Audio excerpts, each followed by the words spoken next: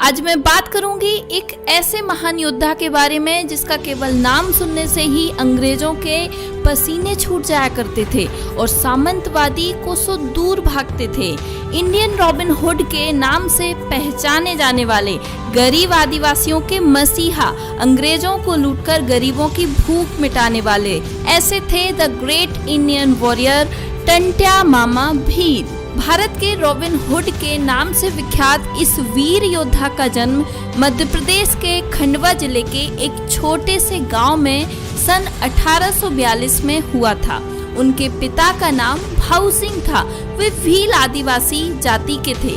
घर की आर्थिक स्थिति कमजोर और अत्यंत पिछड़े हुए वर्ग में जन्म लेने की वजह से उनकी कोई पढ़ाई लिखाई नहीं हुई, लेकिन फिर भी वे चतुर और चालाक व्यक्ति थे।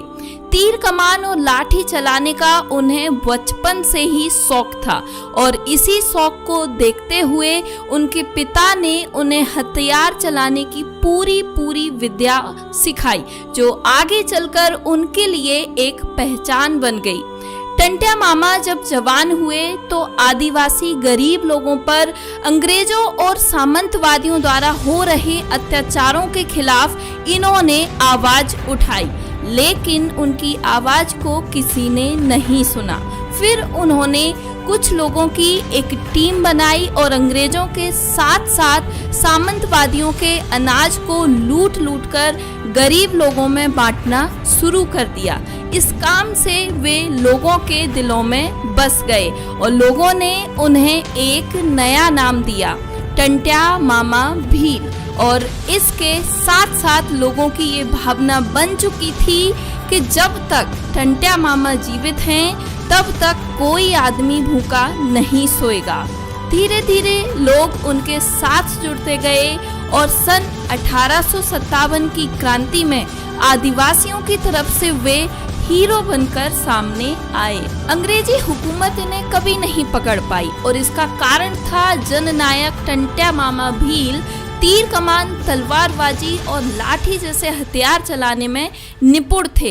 इसके साथ साथ वे जंगली रास्तों के इतने जानकार थे कि पलक झपकते ही इधर से उधर छिप जाया करते थे और ब्रिटिश सरकार के सैनिकों के लिए इन्हें पकड़ पाना मुश्किल ही नहीं नामुमकिन था। रॉबिन हुड और जननायक टंट्या मामा भील की कार्यप्रणाली एक होने के कारण अंग्रेजों ने उन्हें इंडियन रॉबिन हुड की उपाधि दी, क्योंकि रॉबिन हुड की तरह ही टंट्या मामा अंग्रेजों के साथ साथ लुका छिपी का खेल खेला करते थे। दरअसल आपको बता दें कि रॉबिन हुड एक विदेशी योद्धा था जो कि तीर कमान, तलवारबाजी में निपुण था और राजा के खजाने से धन लूट करके गरीबों में बांटता था। जिस प्रकार वे लोगों के दिलों में बसते गए, उसी प्रकार अंग्रेजी हुकूमत की परेशानियां बढ़ती गईं और इसका कारण था उन्हें ना पकड़ पाना। फिर एक दिन ब्रिटिश सरकार ने घोषणा की कि जो भी रॉबिन हुड को पकड़वाने में हमारी मदद करेगा उसे उचित इनाम दिया जाएगा। ये खबर जब उन तक पहुंची तब टंट्या मामा अपनी टीम को लेकर जंगल में जा चुके थे। फिर एक दिन उन्हीं में से किसी ने इनाम के लालच में आकर के रॉबिन हुड को पकड़ा दिया। 11 अगस्त 1886 को जब उन्हें गिरफ्तार करके जबलपुर जेल ले जाया जा रहा था तो बहुत बड़ा जन सैलाब उमड़ा और उनके दर्शन के लिए पुलिस की घेराबंदी करके सरकार के खिलाफ नारेबाजी करने लगे।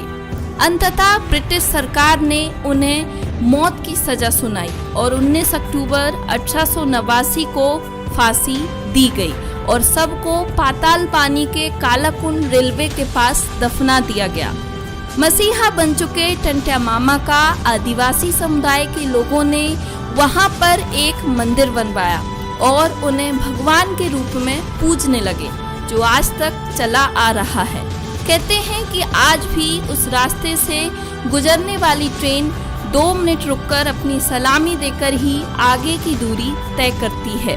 टंट्या भील की गणना जननायकों के साथ साथ 1857 की क्रांतिकारियों में भी की जाती है। जिसको इतिहास से छिपाया नहीं जा सकता और ना ही उन्हें भुलाया जा सकता है। इस प्रकार एक आदिवासी योद्धा का अंत हो गया, लेकिन आज भी वो भील समाज के लोगों में उसी तरह बसे हुए हैं जिस प्रकार उस वक्त थे। अगर ये वीडियो आपको अच्छी लगी है तो वीडियो को लाइक जरूर करें, और आप अगर चाहते हैं कि इसी तरह की वीडियोस आगे कंटिन्यू रखी जाएं तो हमें कमेंट करके जरूर बताएं।